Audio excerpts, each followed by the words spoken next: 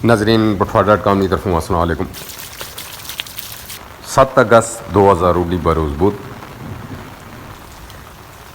सावन की दूसरी मूसलाधार बारिश। सावन ने महीना एंड होने वाला है।